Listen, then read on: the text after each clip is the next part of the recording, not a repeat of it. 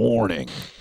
You're about to hear unfiltered insights about regenerative agriculture and our sovereign right to natural food. This is not just a podcast, but a patriotic movement against the tide of food ignorance and corporate food giants shaping our modern food system. It's time to feed the people.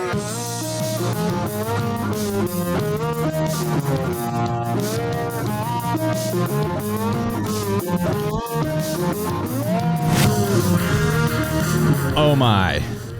Oh my. We are back in the saddle with AJ and Brooke Ence. Let's go. Welcome back. What's up? Just like where it all started.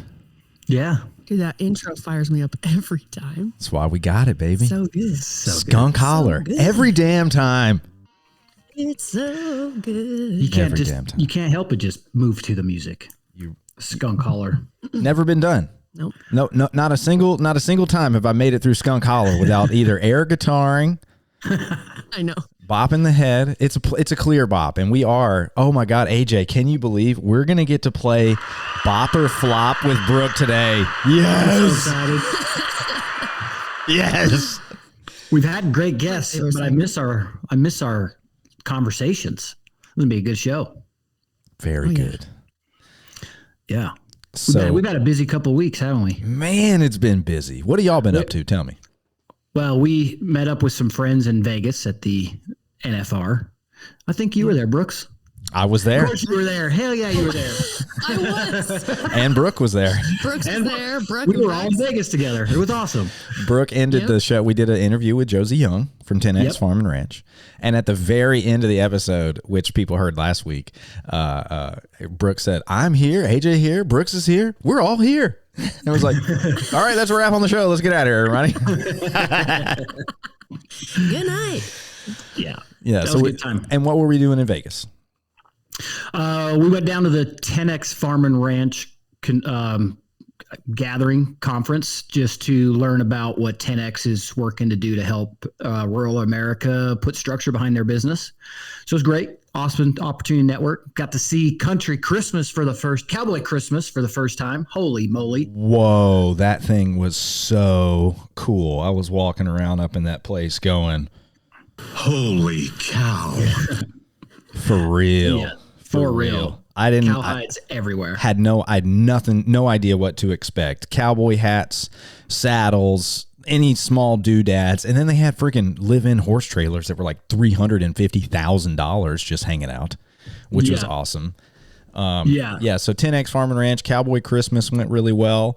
AJ, you and our wives, we got to have a really nice dinner. Thank you again for a wonderful dinner at what was that? Gordon Ramsay Steakhouse. Yep, that was awesome. Delicious. Yep. It was awesome. Perfect. And so, yeah, like, all three of us, we came from the coaching industry. A lot of people don't know that. Brooks and behind the scenes, there's some chaos happening. Sorry, guys. Don't even worry about it. It's called multi-generational living, and I'm here for it. It is, man. Yeah. I'm sitting here, and all of a sudden, I can sense one of my littles next to me. And it's her little hands come up on the thing, and she's trying to put them on my lap. And then I'm like, so I muted it. Then she's around me, and she's over by my roadcaster, and I'm like, don't you be pushing any buttons. Shiny buttons, Lacey, different colors. My sister, I was like, come get May. She's so and then when they're coming to get her, she hides under the counter. I don't know if you guys are going to be able to see her, Brooke, when this comes out. Yeah. But I'm seeing you on mute, and I'm thinking, Mom! Meatloaf! I never know what she's doing in there. Accurate. You're ruining my life. That's so funny. Accurate. Anyway. So how was it. Brooke's interpretation of Vegas? How did you enjoy yourself? Oh, I enjoyed myself. You were already going to be there with your parents. What y'all were there me for? and my parents drove down Sunday. Mm-hmm.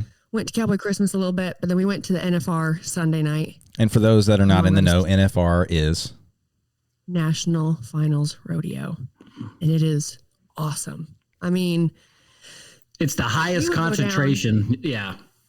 Yeah. The worst. So I've been 2 years now. During COVID, they had it in Dallas, Fort Worth. I think so. My parents went.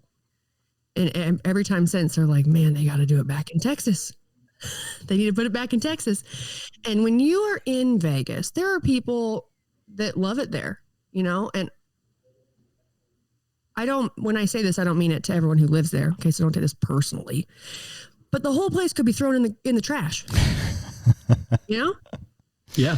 Like, there are cool things to do in Vegas. There really are. Shows, food, music. I think I probably, if it's not for work, what I would go there for the most, the reason I would go would be shopping, because there's no shopping where I live, not very good shopping, and concerts. Go to a concert. We took my niece, we went to Carrie Underwood. Oh my gosh, she is incredible. Yeah.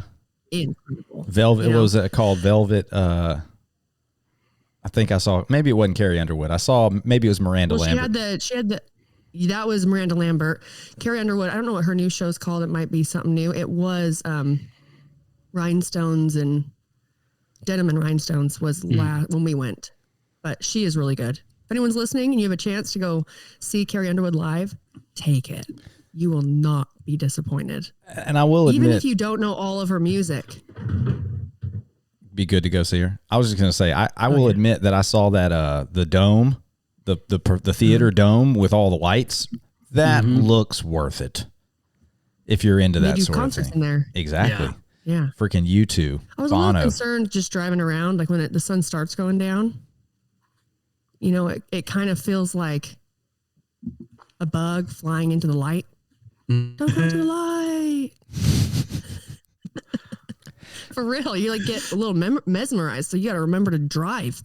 Remember to not stare at that the whole time. You know, you're already in Vegas traffic. Can't be good. Yeah. And this is what happens when you get a bunch of health nerds on a podcast. Vegas is not exactly the place you go for a bunch of health nerds. Yeah, that's true. It's like, oh my God, there's too much light coming into my window. Not enough high quality water. Oh my God. Terrible water. Yeah. Showering. Terrible water. I'm all for investing in a good, highly chlorinated, I think. definitely, and I'm all for investing in a good meal. Shower there. But paying $15 for a pre-made breakfast sandwich with half a slice of bacon on it, like, I'm not, I'm over here like, let me see if I got a button for that. I gotta have a button. Yeah, it was this. Most of the breakfast experiences that I had. Yeah. No good. That's no good. But other than that, it was really fun to, when it's NFR in Vegas. That's when I think it's probably the best. Just the city, because you're full of, all that Western culture and all the people, and even talking to Uber drivers and things like that. They're like, "Oh, this is our favorite because everyone is so nice," and Yep. For the most part, I feel like I could assume like considerate, but everyone still is their own person. So the thing is that like I'm not a cowboy by any stretch of the imagination. But even I was walking around without a cowboy hat, and I felt bald, man. I was just like, "What in the hell? I need to get me a cowboy hat on this head." It was just the spirit was in the air. Was in the air. So what we're going to do today is we actually had some leftover clips that we haven't been able to get to because we had so many great interviews that we wanted to do, and they happened to be able to be scheduled back to back to back. So I have clips, but I think. No, what I'm going to do for us to start is I have the clip from the Instagram reel that was posted on Serious Fun Media where we had some shit posters come out of the woodwork. I'm not going to name any names, but I'm going to play the clip, and then I would like to use this because this is an interactive show, ladies and gentlemen. You interact with us. We're probably going to talk about it on the microphone. Hint, hint, nudge, nudge. So I'm going to play the clip that received some, I'll just call it backlash. It's not that big a deal, but there was some discrepancies, unhealthy debate happening on. And so this is the isolated 48 seconds from an hour and 44-minute podcast that caused a little bit of stink. This is it. I believe it came from a friend of ours that works for the Meat Export Federation. Grain finished beef has a 67% lower carbon footprint than grass finished. Is the statement from the Meat Export Federation, because actually this is the fun part, talking to my wife, the nutritionist, the carbon and the methane that comes from cows is typically the regurgitation to chew their cud. It's burps. It's not farts. Right. Obviously, AOC still doesn't know that. But once they go to a concentrate ration, their roughage is cut down. They're releasing exceptionally lower levels of methane. And they're done sooner. Interesting. Oh, my God.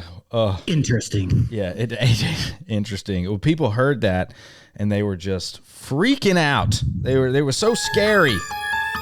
Like, oh my God, you talked about carbon sequestration and methane and grain finished. We can't have that. It's the burps. We can't have that. Let's just say this for the record, first of all. This whole conversation about cow farts and cow burps is bullshit to begin with. So the fact that we're even discussing the carbon output of livestock, I'm not talking about the systems, I'm talking about the animal itself, is total bullshit to begin with. So I just want to set the record straight for anybody listening. We don't buy into any of that anyway, but it is a major topic of discussion. And so we'll talk about it in some of that context, but we all know that cows have nothing to do with global warming, the species itself. It's burps and farts. Who gives a shit? Well, they had to move away from global warming and had to call it climate change because we're having record cold snaps. Recently in China, they just had one of the coldest they had the coldest recorded temperature ever in the history of China. It was negative 55 degrees Fahrenheit. AJ's immediately, oh my God. AJ's already done it. He's trans. The reason that we went to climate was because they couldn't control us through a false pandemic. That is why. And the reason that we know that, and we should have found this clip, we'll find it for a future show. Damn it, you guys. James O'Keefe did an undercover video with the producer of CNN and got them on undercover audio and video saying, it was actually, I think it was their entire upper echelon at CNN. And they said, we are going to push climate change next. Literally that they caught their strategy on audio because the pandemic failed to control the world through the World Economic Forum's interests. This is why I got this on.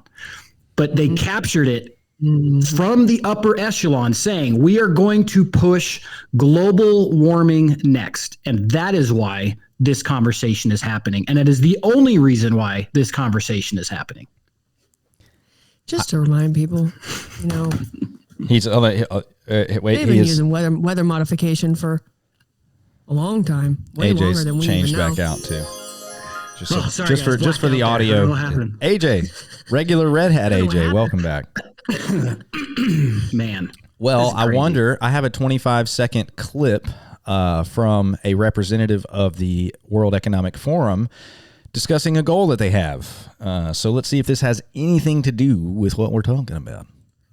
We're developing, through technology, an ability for consumers to measure their own carbon footprint. What does that mean? That's where are they traveling? How are they traveling? What are they eating? What are they consuming on the platform? So, individual carbon footprint tracker. Stay tuned. We don't have it operational yet, but this is something that we're working on. Oh, I can't wait. So excited.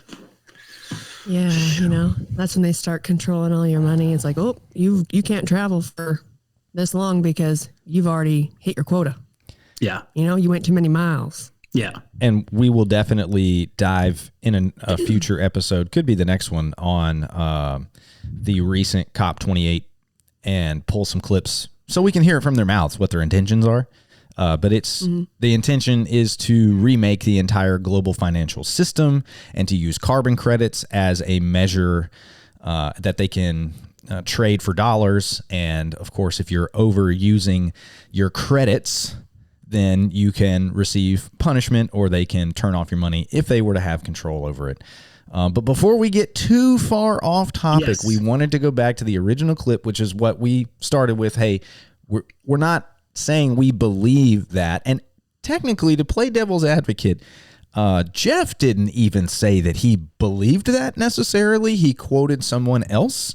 He quoted another source. And so I'm not going to knock him for bringing information to the table in any, he didn't say that himself, but people didn't really like that. Now, AJ, from the best of your ability, try to give us what the dissenting opinion is about that statement and about Jeff stating it.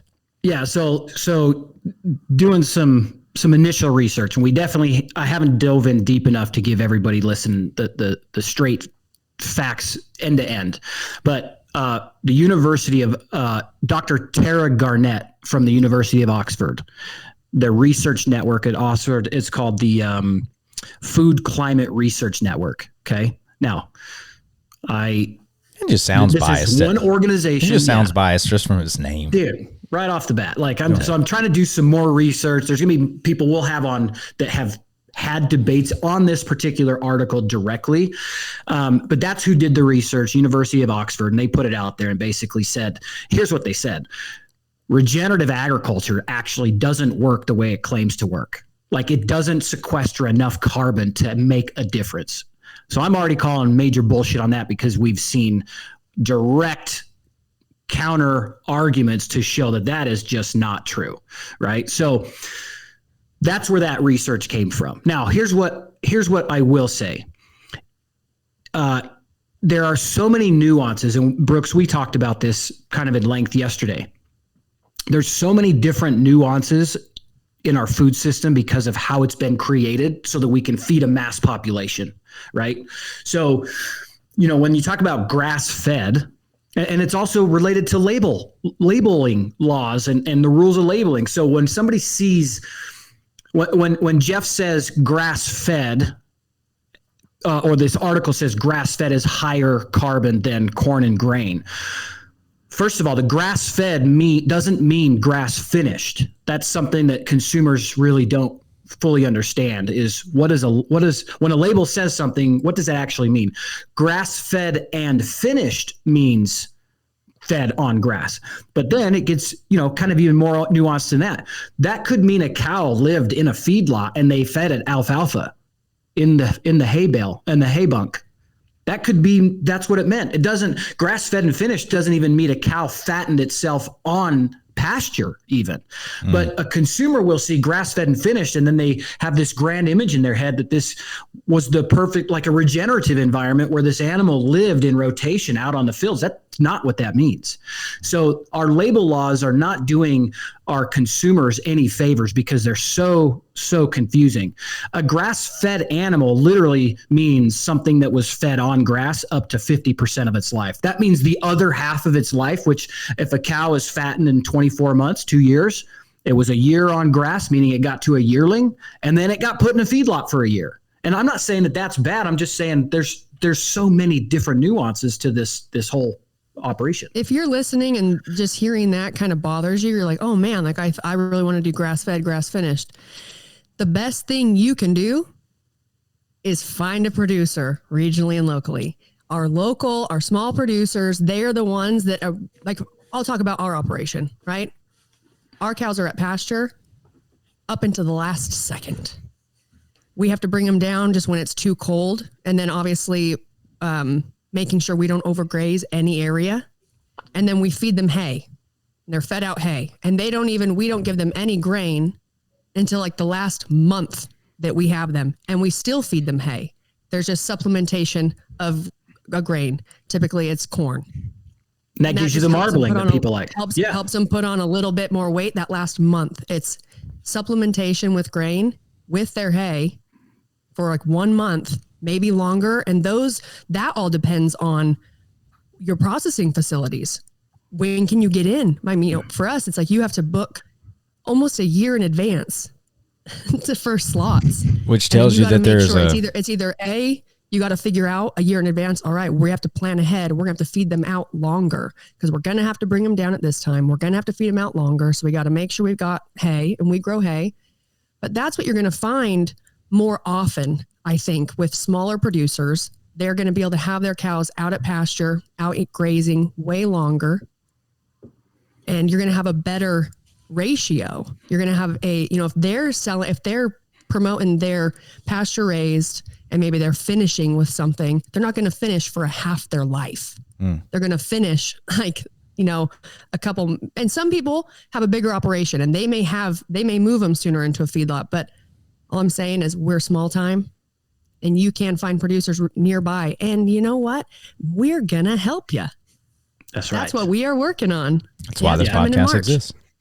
Yeah. Yep. So and one we're of not saying either that you shouldn't eat beef that's been fed one way or another. What we're saying is how awesome is it you get to choose. You live in a country that there's a fucking option.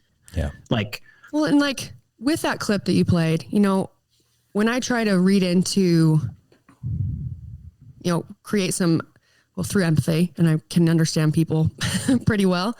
It's almost like I wouldn't even say that what they say about cow farts or cow burps is wrong. They might, right? What the issue is, though, is they're not the problem.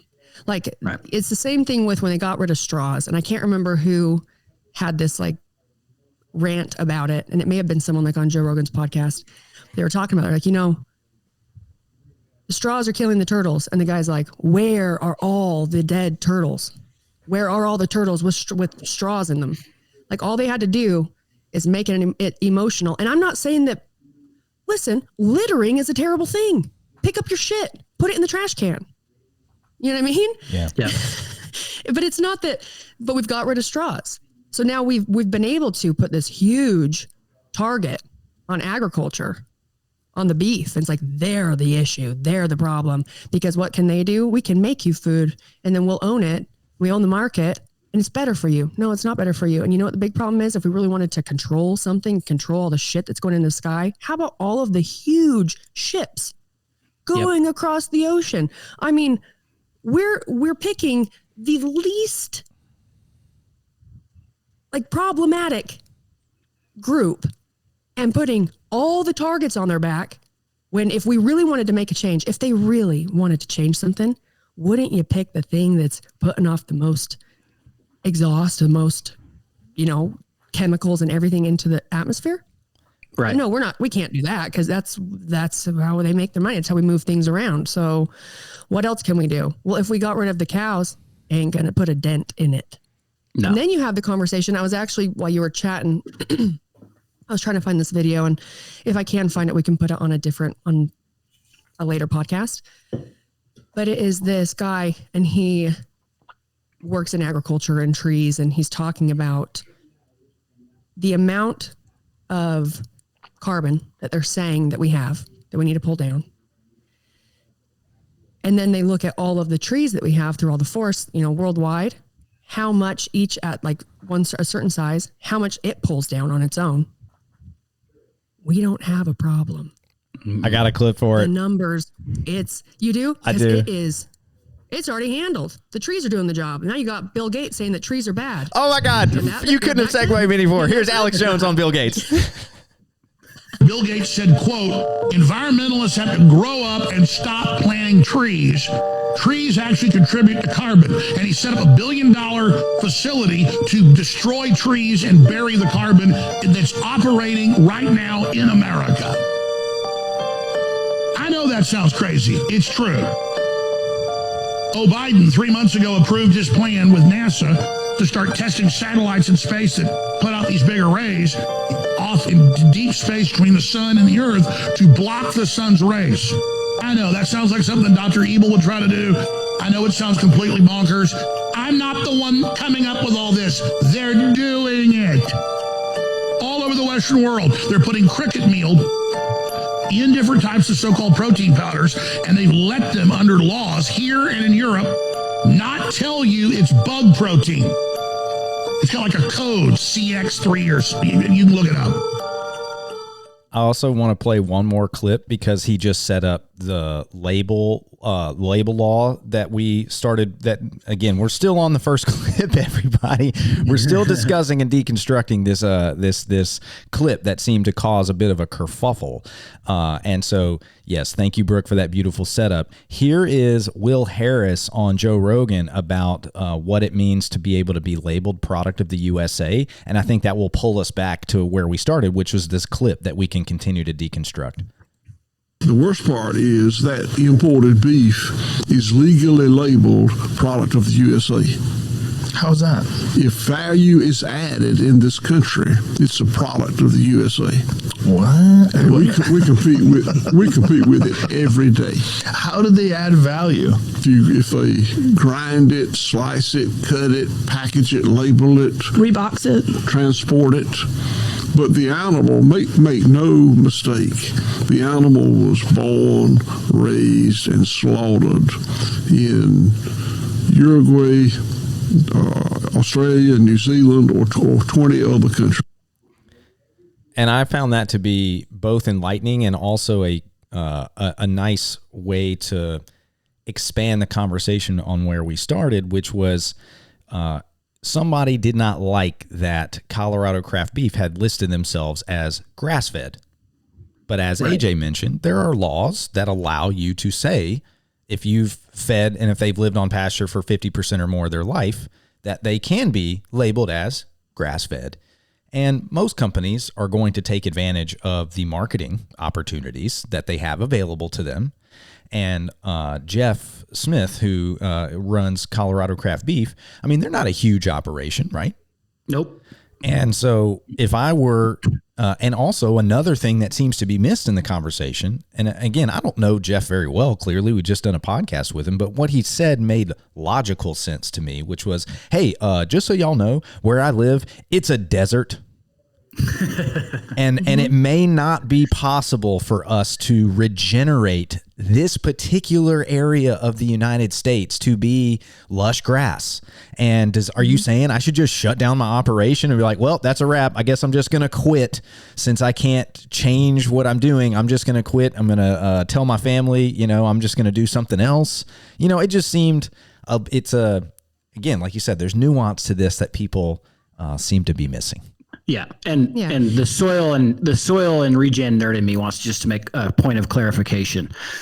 A true desert. Jeff is in a true desert, meaning sand. Like if you ever go to the, Glamis, that kind of desert, not like places that used to be grasslands that have desertified. He lives in a sandy desert.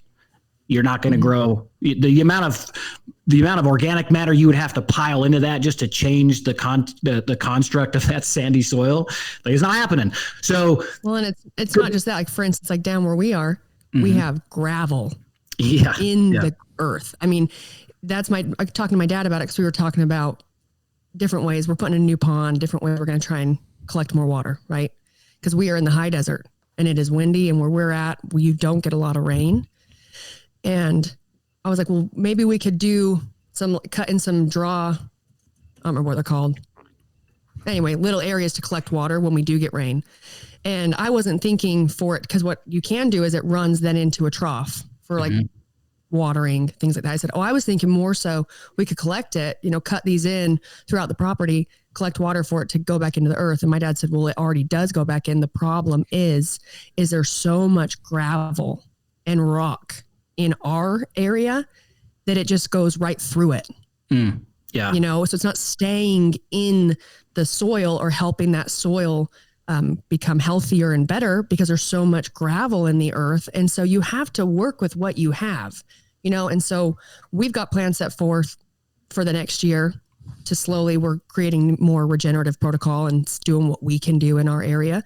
But like he said, you can't wait. No matter what, you have people that come in now and it's like, either you got to be regenerative or you're the problem. It's like, whoa, dude, let's just start with the real problem. Okay. Food security. If we start pointing fingers saying you shouldn't do your job, you suck at your job, I'm doing it right, you're doing it wrong, how are we any better than the political parties at hand? How are we any better? We're not going to solve problems. What we need to do is stop yelling at people Yep. Keep them in business. We just want to keep them in business. Yep. And then as they're in business, it keeps them in business longer, and they can learn more things and start applying maybe little changes to help them in the long run for their process, for their whole business they got going. Yeah. But to try and hold them to a standard right away, that's impossible. Even Will Harris talks about it took him 30 years to get where he is. This is not a quick change. So be kind. Well, and it's and really what kicked off this whole deal is infighting, which also needs to be like squashed, right? Like we can worry about cleaning up these nuances when we stop importing beef that's killing our local farmers and ranchers, right? It's chess versus checkers. Like our major issue is the volume of imports coming from foreign countries that is preventing producers from maximizing their dollar by not being underbid by imported beef, right? And so that's where, but at the same time, everybody gets to choose the hill they want to fight and die on. So go for it. I'm just saying what we're about is supporting the remaining 700,000 farms and ranchers that we have left. Like this info, that's the worst thing about this whole deal. Like I have this joke whenever I speak at a conference, you get 3 producers in a room and the only thing 2 will agree on is how the third one doesn't know what he's doing. And it gets a laugh, but it also gives me the opportunity to speak to that and be like, listen, that shouldn't be happening. Because you got guys like Leonardo DiCaprio and James Cameron that go make multi-million-dollar documentaries on how cow farts are going to kill everybody. Or burps. You got only estimated 4% of our nation are vegan. If we give them a few more points, so let's say it's 6%, that's still 297 million meat eaters in the United States. And yet, because the anti-meat crowd, because I'm not against vegan or vegetarian, anybody that's in that crowd, if you also are like not going to give me a hard time for meat. But my point is the extremists on those sides, they're so loud and whiny, and most importantly, aligned, that 4% can sound like 90%, and that is just not true. So if we are going to make a shift, to do is put a microphone in front of them. It's like, well, what are we doing? What's the big plan? We got to let these guys win. Yeah. This and some stupid study that was done in some college now in California can regulate other states and how they use their water. Mm-hmm. I mean, get the fuck out of here. Yeah. So you know what I mean? In the producer world, producers, you guys need to come together, support one another, and recognize that there's an abundance. There are 297 million meat eaters on this in our country. That means if you have found something that works, I encourage you to share that shit with everybody around you. Don't keep it to yourself. Don't worry about, I got to make sure I get mine. I promise you, we're building this app, and I'm telling you, we do not have enough of you selling to support the early demand that's coming in for people who want to shake the hand that feeds them. So share with your neighbor what you're doing that is working.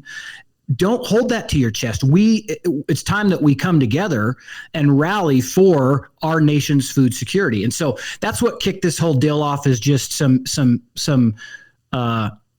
immature infighting, a lack of focus on the big picture.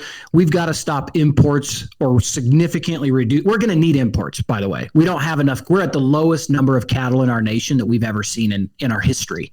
So we do need to import, but it should be scrutinized that imports don't happen until we've taken care of our own first. That's what needs to happen. Yeah, you should be going to what's being produced here before we're like, okay, now let's get some supplementation. Yes. But instead, they're getting rid of making it very difficult for ranchers to survive here. Yeah.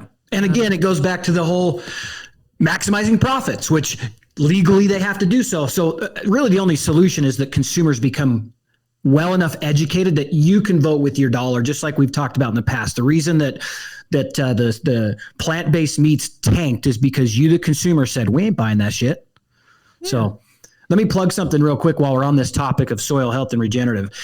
If you are near St. George, Utah, February 6th, 7th, and 8th, the Utah Department of Ag is doing a soil health conference. in St. George, Utah. A friend of ours, Alejandro Carrillo, is being brought in as a keynote speaker. Alejandro, go look him up if you're interested in this kind of stuff. Alejandro is got a ranch in the Chihuahua Desert. And so Brooke and everybody else in the area that's talking about trying to find ways to maximize their land in their context, meaning the environment that they're in. He's going to be so great for people who are in desert environments, because what he's been able to accomplish with a 4 to 6% average rainfall a year is pretty incredible. And so anyway, just a quick plug for that conference. Our friend Tony Richards, no relation by the way, but he's the one that leads the Utah Soil Health Division, and they've worked really hard to put this together. So I'm looking forward to it. So if this is something you like to geek out on, or if you're a producer listening, try to make it out for that. I think it'll make a difference. Oh man, I can't wait to ask some questions. Yeah. First question is going to be this.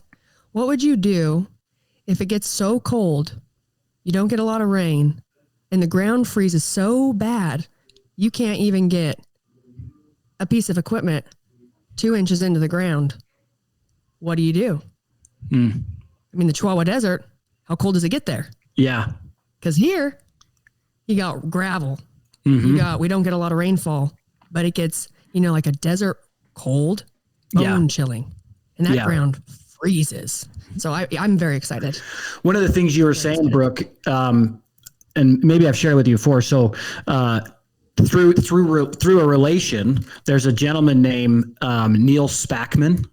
And so if you go Google Neil Spackman and the Albeida project, it's pretty fascinating. So what they did was learned how to slow water flowing off of watersheds. So, that's the crevices in the mountains. That's your watershed. So the water rains on the tops of the mountains and then it goes into those ravines, right? They were getting something like 4 inches of rain a year, but it all came at one time and then it was gone. And so this was a complete, talk about like desert, not even dirt, like mostly rocks, boulders, small boulders, gravel and stuff like that. They slowed that water down in check dams as it came down. And if you go look at the project now, it's been 10 years, I think, 10 or 11 years. It's really incredible to see and gives me hope. All this stuff for me came up when I was looking at my kids like, holy crap, how do we reverse this? Like, because the news wants you to believe that we're just screwed and we need to manufacture everything through synthetic processes because it's our only option. And that is not true. I always say that Mother Nature's like, hold my beer and watch this. What you guys took 100 years to destroy, with support, I'll revitalize in 5. Like literally, that's the timeline. What we have destroyed in modern food systems, the get bigger, get out green revolution through chemical inputs and fertilizers and all these things, Mother Nature will bring back to original within 5 to 10 years with the proper management.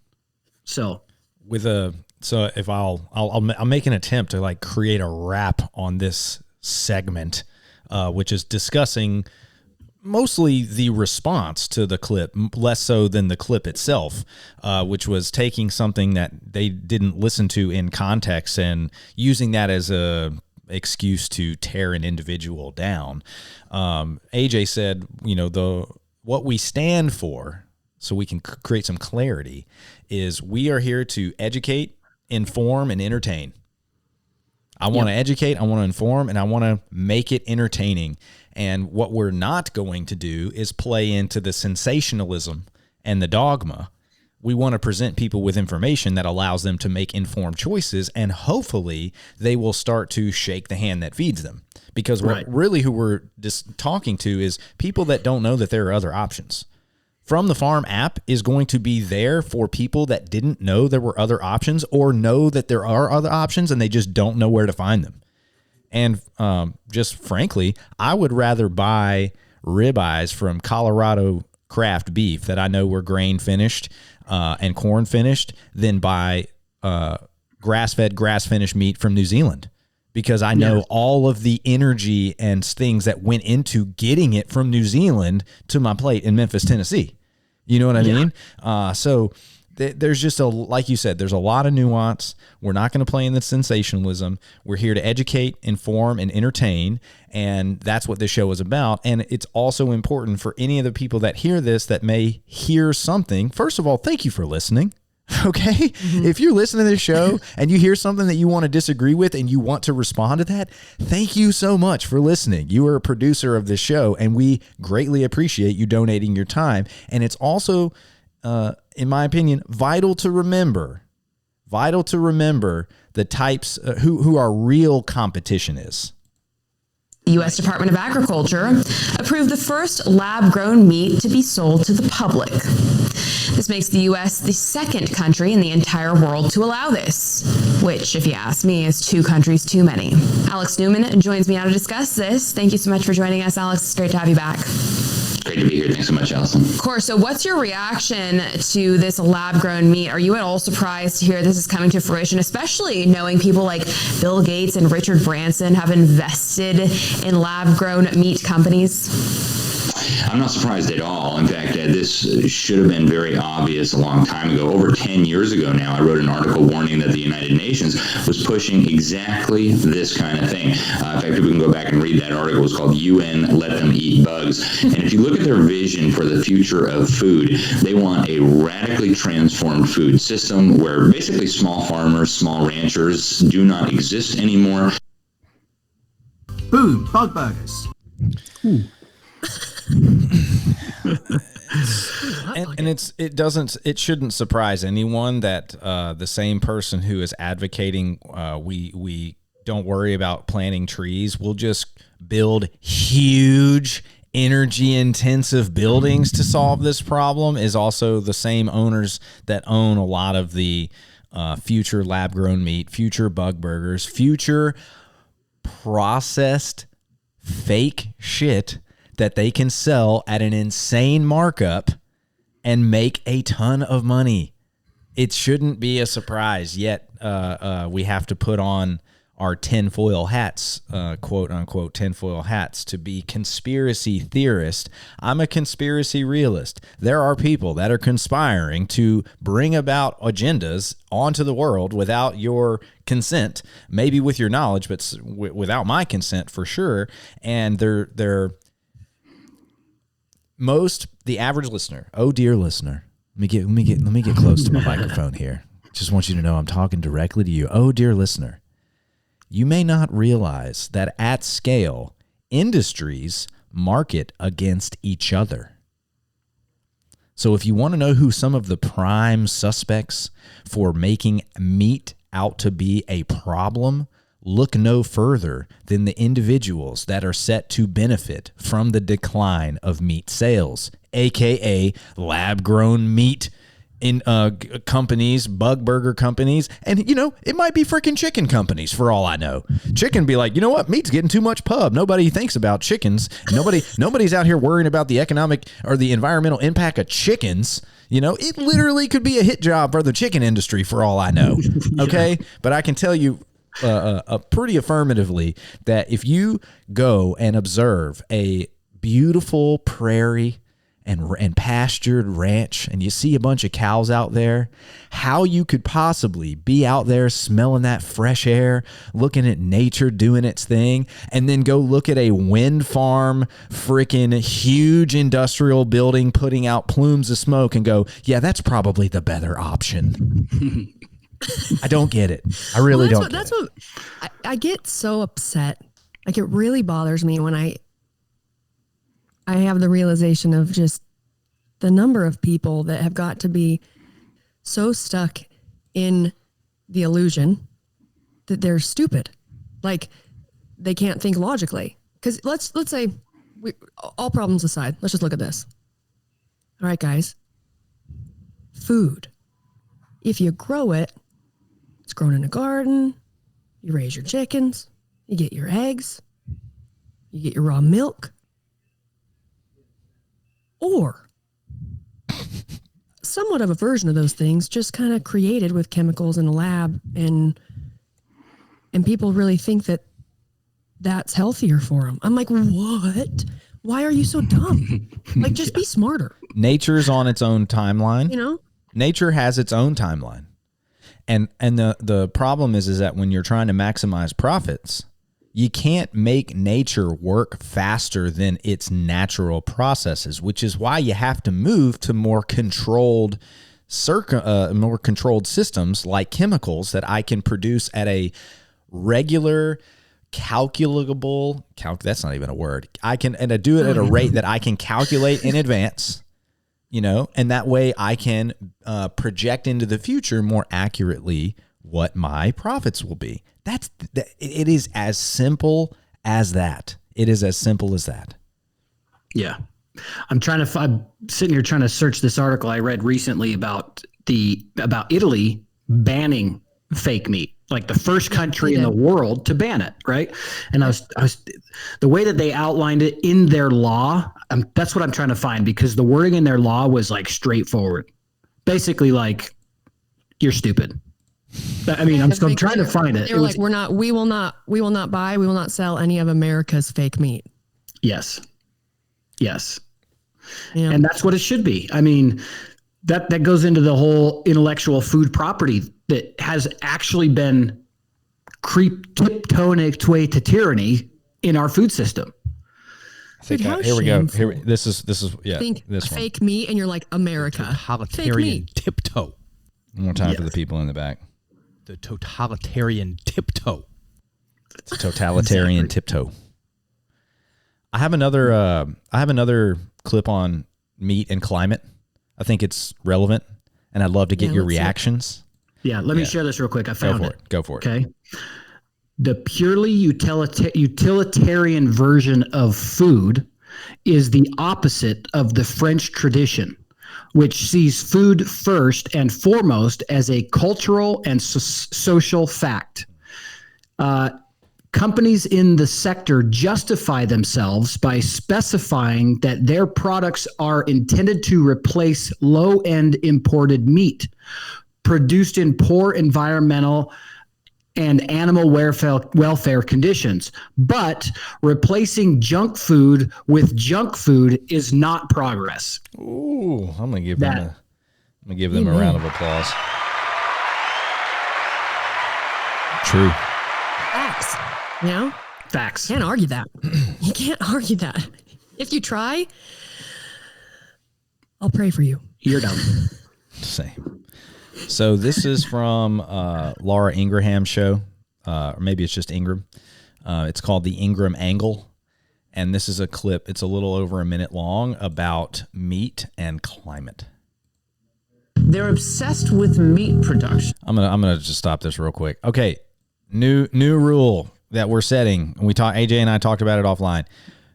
I prefer, and we're going to get to the actual source clips as opposed to remixed clips. I'm sorry for the background. I didn't put this in there. Just for context, people use background noise. So the IP, intellectual property filters don't filter them out and say, hey, you don't own this content or this property. That's a trick that people use so they can repost content. I tend to not want to engage in that. It's heavy in this one, but if you can get past the noise, listen, this is some good information. They're obsessed with meat production. What's that really about? Well, they imagine that meat production is responsible for 20% of the global warming that's happening. And of course, that's not true, but they don't really care. They've been after every aspect of our lives, everything, where we work, what we eat, what we drive, what kind of electricity we use, all these things, every aspect of our lives, all the way down to what kind of toilet paper we use. They want to tell us what to do. But they're never going to give up meat. Just like during COVID, they never gave up their fancy dinners at the French Laundry. They didn't stop traveling to the Bahamas, wherever their vacation homes are. So they're never going to give up meat. They want regular people to have less and be happy with less and have fewer choices, correct? Well, of course, the elites like John Kerry are never going to give up their jet travel, their meat. Al Gore said he wasn't going to give up cheeseburgers, but they expect us to. They expect us to give up everything for the climate. They don't really care. They get a pass. Do cows and goats and sheep, what is it, the flatulence? Is that what causes? Yeah, the methane. But of course, methane is irrelevant to climate, but they don't care. Yeah. It reminds me of a conversation I was having with my 14-year-old because I'm indoctrinating her because I'm her father. She says, my kids are around what we're so invested in. And so they hear these conversations and they know that we're kind of living we have a house in, one part of the country and we're living in a fifth wheel in the other part because dad's working on some things. And my family, they're all incredible for hanging in there with me. But anyway, I was trying to explain to her in 12 and 14-year-old terms what was happening.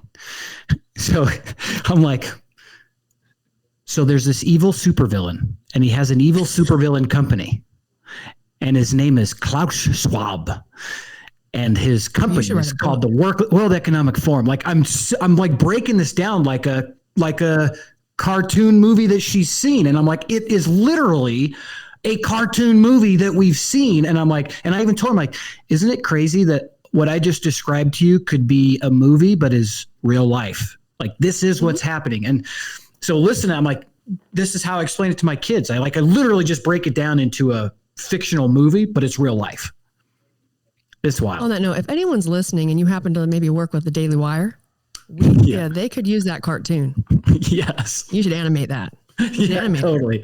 After I'm like, maybe I should do something like that and put it into context that younger kids could understand. But that is what's happening. Send it to us. Don't send it to the Daily Wire. You send it to Serious Fun Media. You send it to the Feed the People podcast. You're right. I'm confused. We're going to make it. Shameless plug. I have this one. Book. This is the counter to all of the artificial fake food nonsense. I have another clip from Will Harris. This is called Food as Nature Intended. Food as Nature Intended. It's about a minute and a half. I thought this was nice. We'll just clear it off the deck. I'm different from most of the people that I know in this sustainable, humane food movement, in that I am one of the good old boys that produced food industrially. And I still talk to those people. They're still my friends. And one of the things that they say is, well, what you're doing is fine, Will, but you can't feed the world like that. And my response is, I don't know that I'm supposed to feed the world. I think I'm supposed to feed my community. I used to consider what I did to be a very simple business. I had nothing but cattle, dogs and horses to work the cattle, cowboys to work the dogs and horses. We raised the cows, we fed corn to the cows, we sold live cows. It's a pretty simple business. And then I got into an even more simple business. Today, we don't feed animals, we feed the microbes in the soil. The microbes feed the soil, and the soils feed the plants, and the plants feed the animals, and they breed and they grow, and we turn it into meat and sell it for money, which is like the blood that pumps through our bodies to keep it all going. And it's really a beautiful system. I think it's healthy for me and my family and my employees and my customers to eat food that's raised like this. It's food as nature intended food to be. Food as nature intended food to be. I love that. And I watched my friend Dave, shout out Dave Robinson. He's my co-host on the Serious Fun podcast. He started a homesteading project at his house in Richmond. And he doesn't have a big property, but the property that he does have, he was like, hey, it started with flowers, and then it graduated to some food, and then he set up a little rabbit hutch, and he started growing and raising rabbits. And what I noticed is that as he started doing that, he invited in this whole ecosystem into his backyard. All of a sudden, we started seeing more bees and more butterflies and more bugs and more life. There was life happening in the backyard. And it was just like, again, when you see it happen in the micro, it's very easy to then go, oh, this applies to the macro. And it's crazy.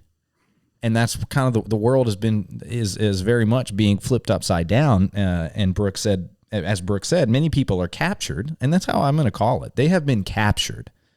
They didn't want to go over there. They likely wouldn't have ended up over there. Somebody captured their brain along the way. Several somebodies captured their brain along the way and convinced them that things that come in packages and things that you don't know where it comes from is somehow better for life than setting up ecosystems that actually literally attract life.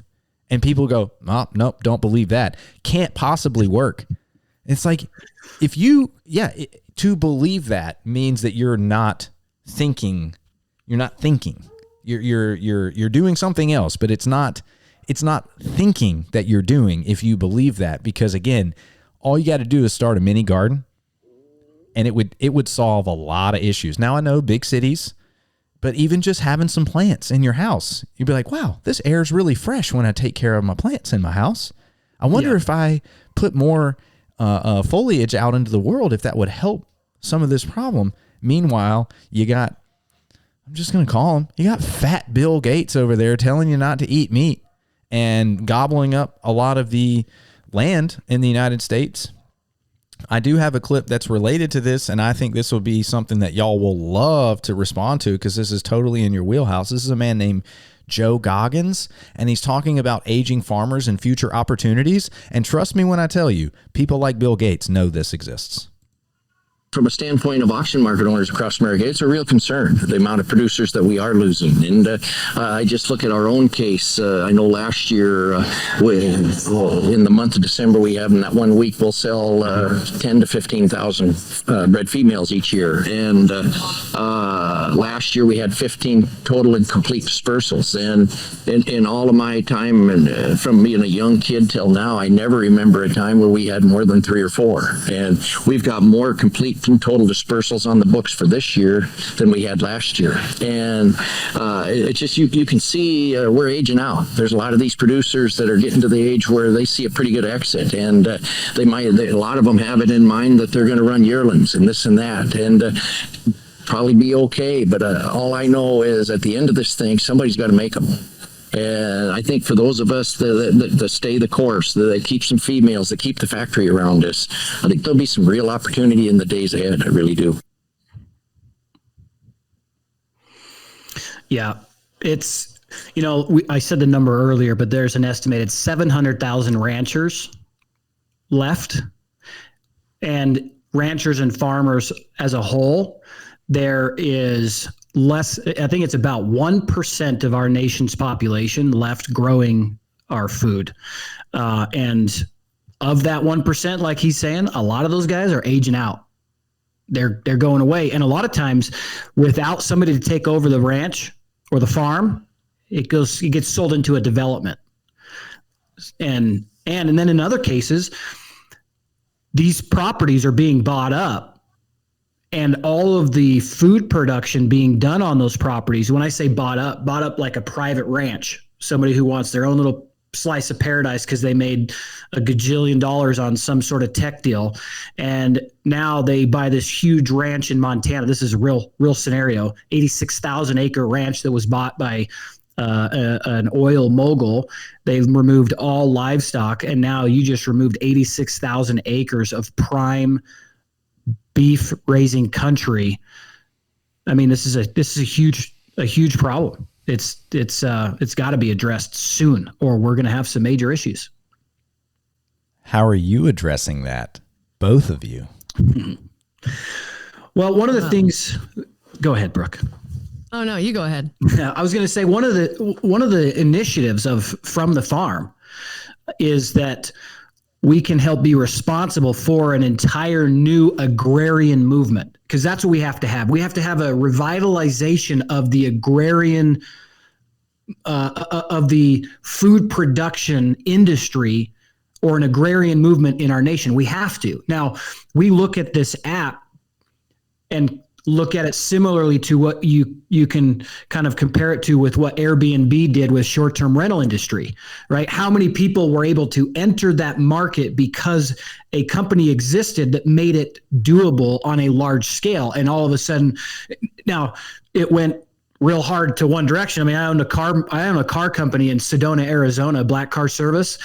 The high school's closed because as soon as a piece of property went up for sale, it got bought up by short-term rentals and families could no longer live there. So, but the point is, that's how effective it was. So by building a network like what we're doing with From the Farm, one of the fastest movements in the nation right now is the shift from people leaving cities. They want to go out on a small piece of land and homestead. Now, homesteading back in the day meant you went and staked your flag in the ground, put some fence up, and now it was yours. Homesteading now means you go buy, half acre, 1 acre, or more, whatever you can afford, and you start growing and producing your own food. Well, inevitably, you're going to have extra.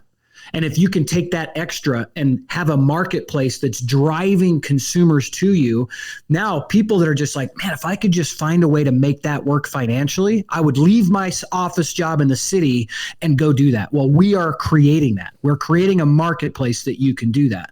And the other thing I'll say on the app side too is that when it comes to, you played a clip earlier that just had me think about, we keep talking about the rule or the law of maximizing profit for investors. We're not going public. We are a private company, so we can make moral and ethical decisions for the life of this business for as long as we can possibly hang on to that. Maybe it's 3, 4, 5 generations of my descendants, Brooke's descendants, everybody involved, that we can say we can make decisions from a moral and ethical standpoint, not solely from a financially motivated initiative. Because otherwise, then it would turn into just another big four where we centralize everything. And, 100%.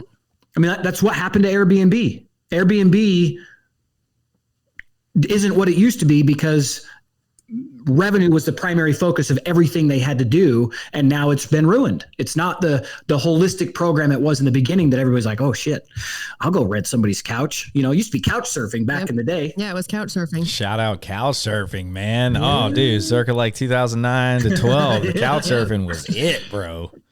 It was it. Anyway. Just one more comment on that note is also, we're in it for profit, but not for us. We're in it for producers to have profit and consistent profit. Mm-hmm. So it's help us help you, right? We're working together. Our goal is to get those producers more consistent profit by them knowing people regionally and locally that you can just be working with and producing for all the time, to where we're cutting out middlemen. We can put more money in the producer's pocket, keep them in business. This is not a selfish task. We just want to make a change, and we do not want to see this industry die, because selfishly, I love it, right? I love everything about it. I love the heritage. I love the nostalgia. I love being outside. I love working with my hands. I love working on something and seeing it come to fruition. Like my dad always said, one of his favorite things to do is, like, he loves doing hay. He loves to watch it grow. He loves to know that, like, I did that. And it's growing, and it's, and that is a really wonderful feeling. And for anyone who's like, I kind of am interested in homesteading, and maybe you have kids, teaching kids at a young age to give them responsibilities and teaching them how to help and work and be outside, man, you are setting them up to be just fantastic humans and self-sufficient and just freedom-loving, good people. Yeah. That want to help their neighbor. Like, let's get back to that. Help your neighbor. When was the last time, when I was growing up, one little thing that's actually really funny. Nowadays, I would never feel comfortable going to my neighbor's house to ask for a cup of milk or an egg or something I don't have. But when I was growing up, that was the practice, man. In our neighborhood, my mom didn't have something. Run over to the Jacksons. Run over to the Jensens. We were always, they'd come over, they needed something. We came over, we needed something. It was just in our neighborhood when I was growing up, just sharing. We didn't have it. That's all right. Run next door. And it went back and forth. Wonderful times. Well, speaking of freedom-loving producers, we have some producers of the Feed the People podcast that we'd like to thank.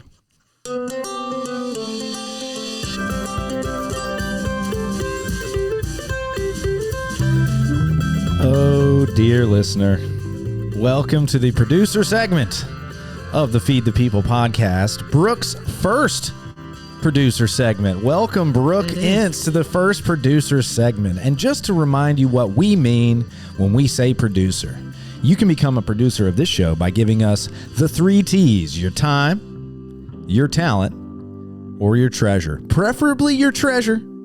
We could up our production. We could help a lot of people with some of that treasure.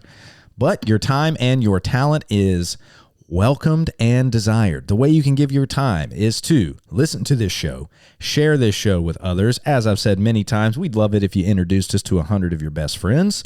Tell them, hey, I got this podcast I've been listening to. It's called Feed the People. I don't know if you know anything about food, but they sure do. And they want this nonsense, fake lab meat, bug burger agenda to disappear off the face of the earth. And the more that you share that with people who are similar valued, not like-minded. I don't want like-mindedness. I want like-valued people. The more that you share that and donate your time, we deeply appreciate it. You can also rate us 5 stars, leave a kind comment, and help us get found. You could donate your talent, and we do have a talent donor today for Bop or Flop, which is going to be fantastic. Another talent donor is my boy Nate Baumgardner. Let me give just a little shout out. Nate Baumgardner, he is the producer of Skunk Holler, which is our theme song. Shout out Nate Baumgardner for producing Skunk Holler. He's my friend. He's a musician. He's also a fantastic coach, and he put that little ditty together. He also has he put the ditty together that is the producer music. He also put the ditty together that is our outro music. So Nate is, he's got his fingerprints all over this podcast, and we appreciate him donating his talent for the show. And you can also give us your treasure. AJ, will you remind people how they can donate their treasure? I'm going to follow up with another comment afterwards, but for now, we do have a place where people could go and donate their treasure. Please tell them where to find it. Yes, we do. We have a funding set up on Give, Send, Go, and you can find that on the link for that is on feedthepeoplebythepeople.com. You can also sign up on feedthepeoplebythepeople.com to be notified when our app goes live, or if you're a farmer and rancher, you can sign up there to be notified when we start onboarding producers around the nation. Beautiful. I'll also leave a link to the Give, Send, Go in the show notes. And I'm going to take this as a bit of a... say one thing. Please. I'm going to say one thing, Brooks. You jump right in. Also, if you're listening and you're a producer or you know one, something even more that we are also working on doing is if you know someone who runs a processing facility, if you run a processing facility, you need to reach out to us. Okay. We are working with processors. We are working to help processing facilities get more consistent income. And also by doing that, it helps all their local producers that are nearby that maybe haven't gone direct to consumer that would like to help aid in food security for the nation. So definitely connect with us, please. Thank you for including that. And as Brooke mentioned, she's got about a year out that she has to book to be going into a processing facility. That, to me, as an economist, tells me that there is a supply issue. We do not have enough processors if people are having to book a year out. So there are some big opportunities as this marketplace called From the Farm grows out, that you could position yourself rather nicely regionally if you can set up a processing facility. And speaking of processing facilities, one of our treasure donors is Utah Beef Producers. AJ has many hats today. He has his Utah Beef Producer hat, and we want to thank them for their generous, kind donation of $250 to make this show possible. Now, we call them producers and not sponsors, and this is a very specific delineation in the language that is on purpose, because sometimes when you take advertisers and sponsors, you end up in situations like this. Dramatic pause. Apology tour, if you will. That this had been said online. There was all of the criticism. There was advertisers leaving. We talked to Bob Iger I hope today. they stop. You hope? Don't advertise. You don't want them to advertise? No. What do you mean? If somebody's going to try to blackmail me with advertising, blackmail me with money, go fuck yourself. But go yourself. Is that clear? I hope it is. Hey, Bob, if you're in the audience. Well, let me ask you then. That's how I feel. Don't advertise. I love how the interviewer had no idea what to do. He was like, but like this wasn't supposed to go this way, but yeah, He goes, sometimes you is just that fair? Yeah, is that fair? And I liked how he called out Bob. Yeah. Hi, Bob. Hey, Bob. Bob, the CEO of Disney. Yeah. And that is the exact reason that we are not taking traditional sponsorships. We are finding people who believe in the mission, share values, and one of them is free speech. And when you start to take advertising dollars and money and you start to say things that they don't care about so much or don't like or think is a political problem, they will dangle that money over your head and say, hey, we're going to withhold this if you don't do what we want. And that's exactly why we have moved into the value for value model for this podcast, because you, the listener, are the producer of this show. You are going to be the one that allows us to get heard by other people. You are going to be the one that supports this by voting with your dollars, and your dollars have a direct impact on our ability to go out and find more people and to spread this message. So thank you to all of the donors, the time, the talent, and the treasure. We greatly, greatly appreciate it. So in most people, I'm gonna take some airtime here. I'm gonna educate y'all. I'm mostly doing the one I'm getting educated. I'm gonna educate y'all. A podcast, most people think a podcast is a radio type show that is mostly people talking and interviewing. But really, all that it is a broadcast done from a pod or a room. And so that could be an interview, that could be one person talking, and it could also be a music show. Now, one of the challenges with music when it comes to distribution of music is that there are intellectual property rights and distribution rights, and not everybody has the right to distribute music. So if you hear somebody that's playing a very popular song on a podcast, either they're breaking the law or they have paid a lot of money to distribute that podcast. However, or distribute that music. However, we are moving into a new ecosystem and generation of podcasting known as podcasting 2.0. Podcasting was meant to be decentralized. The RSS feed was created so someone could put up a website, drop the RSS feed on their blog, and get their message out without any middleman. Sound familiar? We're trying to remove the middleman of the grocery stores and get people direct to consumer working with their ranchers. This is the same concept for us to work directly as producers. Y'all to help us find the direct to consumer relationship where y'all can interact with us like literally through the app itself. And so there are apps out there called Podcasting 2.0 apps, not Apple Podcasts, not Spotify, that actually allow you to engage with this show while you're listening to it. One of them, and this is my personal favorite, is called Podverse. Podverse allows you to set up your own digital wallet, upload some of your dollars, turn them into Bitcoin. And if you liked something that we were saying, you can literally send us some Bitcoin while you're listening to this show. And boy, oh boy, if we could help people decentralize from some of the financial systems, from some of the food systems, I feel like we have done a huge service to the world. And this is a way that you can do that, is start to learn about this new ecosystem and start to wrap your brain around you personally are supporting all of the things that you do with your dollars. You're voting. So every time you vote for a major supermarket, you're taking potential dollars out of a rancher's hands. Every time you go and buy a product from a company that's doing something that's ethically or morally against what you believe in, but you're like, well, but they make great products. Sorry to tell you, you're supporting them. You're supporting that behavior with your dollars. And so if we are saying or doing things that you believe in and want to support, you can do that directly, like I said, with your time, with your talent, and with your treasure. Now, in music, one of the biggest middlemen are the record labels.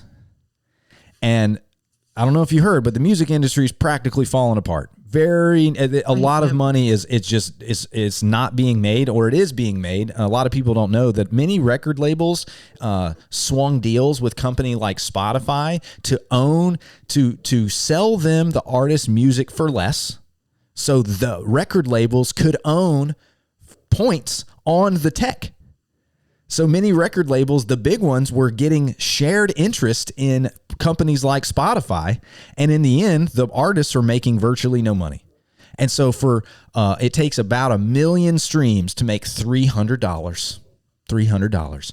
And so Adam Curry, the inventor of the RSS feed, the pod father and, former MTV disc jockey, he and a couple of people have created some new technology that now allows for independent artists to go and upload their songs, give people the rights to distribute their music for free. And if you want, you can, if you were to donate through a Podcasting 2.0 app, guess what? Their wallet is the wallet that will receive the music. And so I'm still working out some of the kinks on the technical side. I won't have figured it out by the time this airs, but if we do receive some donations, I'm going to return some of that value to this artist who we're about to use, who has donated. Yeah. So I'm setting up some bop or flop here, and I just wanted to make sure that didn't come through too early.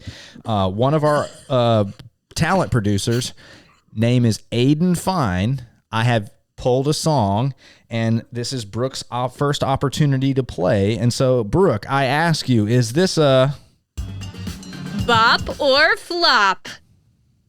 This ain't no ordinary feeling. You take the blues right out my heart. I want to like dance around in between my room. In the midst of my breath, the way to let go. You never know. It's a house music dance.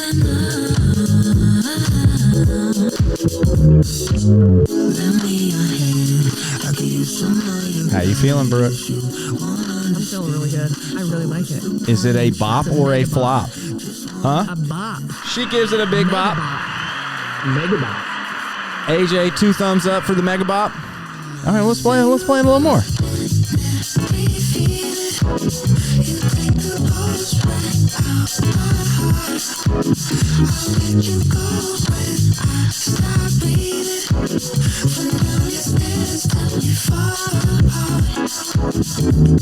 Awesome. Aidan Fine. The name of that song is called Pulse. And I think we all felt the pulse of that. So shout out to producer and musician Aidan Fine. Thank you for participating in the Value for Value music revolution that is coming. I'm going to offer just a little teaser here. This is coming in 2024. I made some really awesome connections this year with a group known as the Whalers Trio and their manager, Miss Maxine Stowe. And Maxine is quite the character in the Jamaican music scene. She's a disruptor, and she wants to break the system. And I think we can all get down on that. And so we're in the works of creating our first music-based podcast that we will be participating in the Value for Value music, so we can get the Jamaican artists who have been blocked from participating in many of the record labels and distribution channels to put money directly into their pocket for their talent. And I am just thrilled about that. And you know what? I might even just create my own. That one's going to be called Wailing Woman. She's going to be telling stories and wailing, and we'll also be playing some music. And, I might just make a little show called Reggae Jammies, just so I can play some of my friends' music. And so I've been behind the scenes setting a lot of musicians up with some wallets. Digital wallets is a little bit of a tech learning curve on this stuff. Setting up some digital wallets that will allow them to participate and receive direct-to-consumer voting with your dollars. And so we're participating in that. We're part of that revolution, and this whole project, from the way that we're distributing to from the farm and how that's going to be disrupting and adding to the marketplace of food, I'm just thrilled that we're all here together. It's today, December 20th. This will release in about a week and a half, that we are doing this together. I couldn't think of a more fun and more blessed way to really tie all this in together. We're not just trying to disrupt food. We are here to really disrupt and help educate people and bring them into the realization that you have way more influence and control of your dollars and your the world that you live in than you may imagine. And so it takes something as small as reaching out to us online, AJ, you have you started or are starting a little consulting business that will help people do this, either DIY or done for you, to connect with your local rancher and shake the hand, literally shake the hand that feeds you. So I just wanted to say thank you to both of you for giving me this opportunity, both to take up some airtime here at the end and also participate in something that I truly believe in, and that is the decentralization of food and the empowerment of the individual to break the systems that are trying to put us down and offer at least more people with the option of voting with their dollars and exiting the systems that would nudge you into eating some bug burgers, because I don't know about you, but I want nothing to do with that. Yeah, no. Yeah. You have to be imbalanced. I've never seen a in bug the and mind, thought, you know, in the psyche, maybe. to believe that that's true. No. I did eat a bug once. I'm not going to lie. I ate a scorpion when I was in China. It happened.